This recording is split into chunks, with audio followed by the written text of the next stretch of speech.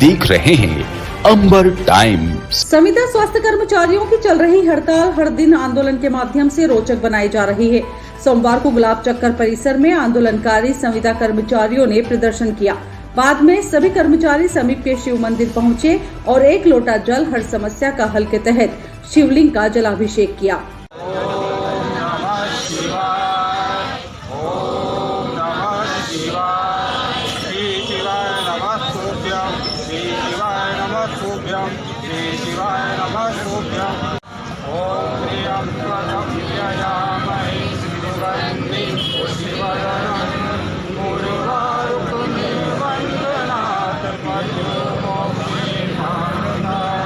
संविदा कर्मी ने बताया, जो जल चढ़ाया गया है किसके लिए चढ़ाया गया है, किस वक्त को लगे। जैसा कि आप देख रहे हैं, संविदा स्वास्थ्य कर्मचारियों का प्रदेश भर में 32,000 कर्मचारियों का पिछले 19 दिनों से हड़ताल जारी है। वो अपनी मांगों के समर्थन में हड़ताल कर रहे हैं और पिछले 19 दिनों से हम लोग विभिन्न प्रकार की गतिविधियां कर हम शासन का ध्यान आकर्षण करना चाह रहे हैं। शासन हमारी बात को सुन भी रहा है, लेकिन हमारी बातों को, हमारी मांगों का निराकरण नहीं कर रहा है। जो कि हम मुख्यमंत्री जी से कई बार गुहार कर चुके हैं, कई माध्यमों से कर चुके हैं। हम अपने खून से भी पत्र लिख चुके हैं मुख्यमंत्री जी को, ट्विटर हैंडल, फेसबुक, कई माध्यमों से हम लोगों ने हमारी बात को पहुँचाया है, लेकिन मुख्यमंत्री जी हमारी बात को नहीं सुन रहे हैं। चूँकि अब हम 19वें दिन में हैं और आज साल का पहला दिन है। आज सोमवार भी है और 11 का दिन भी है। जैसा कि हमारे यहाँ के प्रदेश के प्रख्यात पंडित श्री प्रदीप मिश्रा जी ने जैसा कि बताया है कि सभी की मांगों का निराकरण भगवान शिव के पास में है, भगवान भोलेनाथ, जो कि सिर्फ मध्य प्रदेश के नहीं, तीनों लोकों के स्वामी हैं। हम आज उनकी शरण में आए हैं और हमारी मांगों का निराकरण हम चाहते हैं कि शिव जी के माध्यम से भगवान शिव, भगवान भोलेनाथ शिवराज सिंह चौहान जी को एक सद्बुद्धि दे और हमारी मांगों का निराकरण कर हमें नियमित करें। सालों बाद ट्रैफिक सिग्नल व्यवस्था आधे अधूरे बंदोबस्तों के साथ शुरू हुई है। नगर निगम के इंजीनियर की लापरवाही के चलते हालात ऐसे बने हुए हैं कि आपात सेवा में जुटी एम्बुलेंस और फायर ब्रिगेड के अलावा लेफ्ट टर्न के लिए जगह तक उपलब्ध नहीं है। सिग्नल शुरू होने के 7 दिन बाद भी सिग्नल के लिए जेब्रा क्रॉसिंग की लाइन तक नहीं बिछाई। इसके अलावा बीच सड़क पर सवारी वाहन खड़े करने की मनमानी चालकों की बनी हुई है। 60 लाख रुपए खर्च कर दोबत्ती, लोकेंद्र टोगी चौराहा सहित सैलाना बस स्टैंड पर नए सिरे से लगाए गए ट्रैफिक सिग्नल काफी समय तक नगर निगम और एमपीईबी के तालमेल से शुरू नहीं होकर सिर्फ शोपीस बने हुए थे।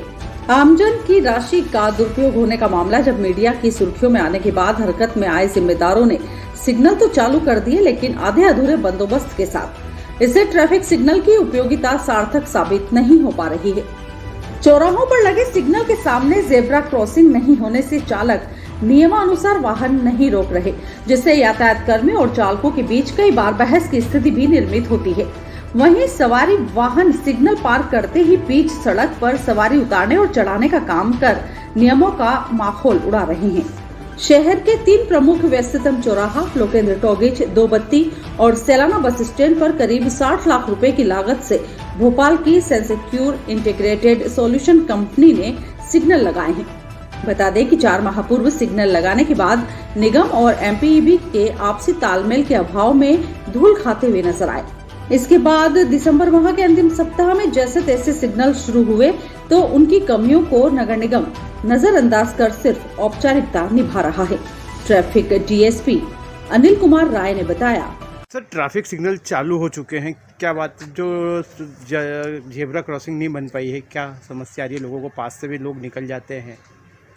अब यातायात के सिग्नल तो आपने देखा होगा कि चालू हो चुके हैं और काफ़ी अच्छे सिग्नल लगाए गए हैं, लेकिन ट्रैफिक को जहाँ तक अपन यातायात व्यवस्थित परिचालन की बात करें अपन, तो एक तो लेफ्ट टर्न हो गया, जेब्रा क्रॉसिंग हो गई, वाइट जो मार्किंग है रेडियम पेंट की, ये बहुत आवश्यक है।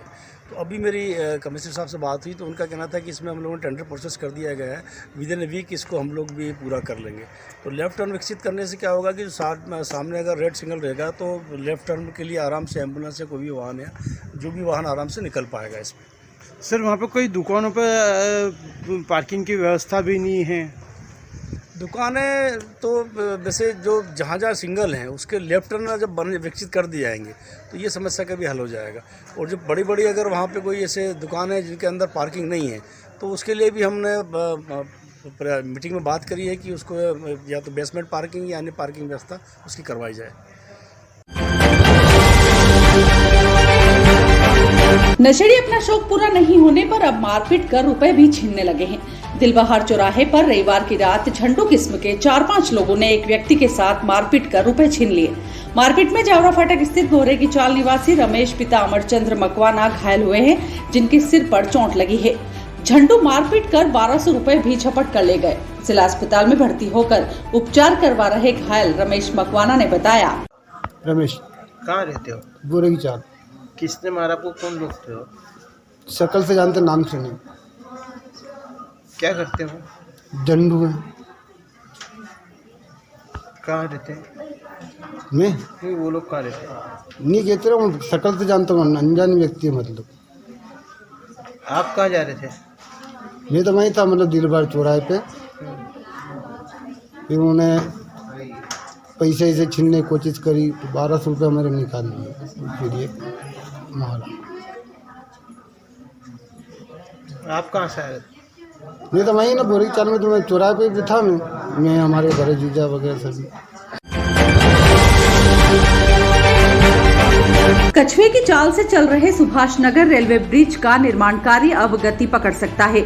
आसपास के 48 ऐसे मकान मालिकों को चिन्हित किया गया है, जिन्होंने मुआवजा लेने के बाद भी अपने मकानों को नहीं तोड़ा या उसका कब्जा नहीं छोड़ा है।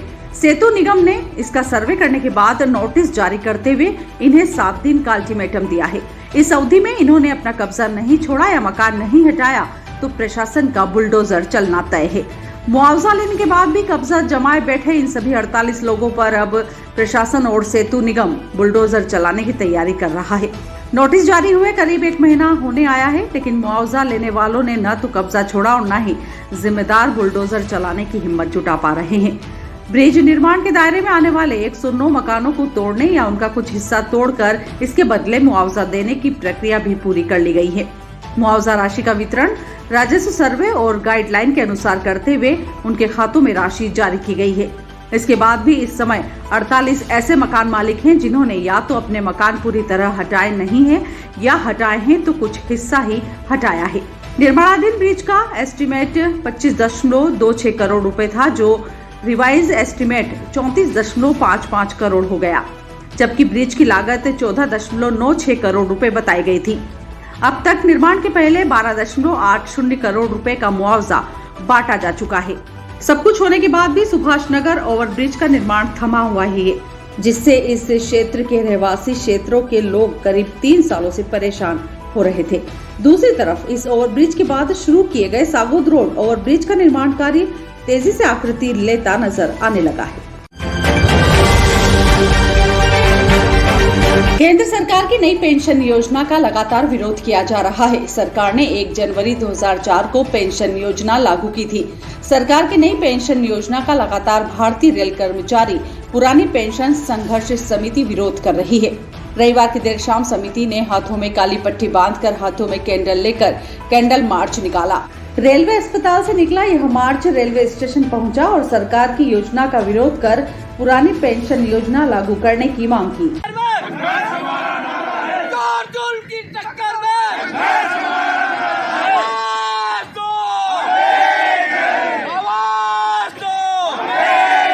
युवा शक्ति जिंदाबाद। जो हमसे टकराएगा जो हमसे टकराएगा जो हमसे टकराएगा पुरानी पेंशन पुरानी पेंशन पुरानी पेंशन।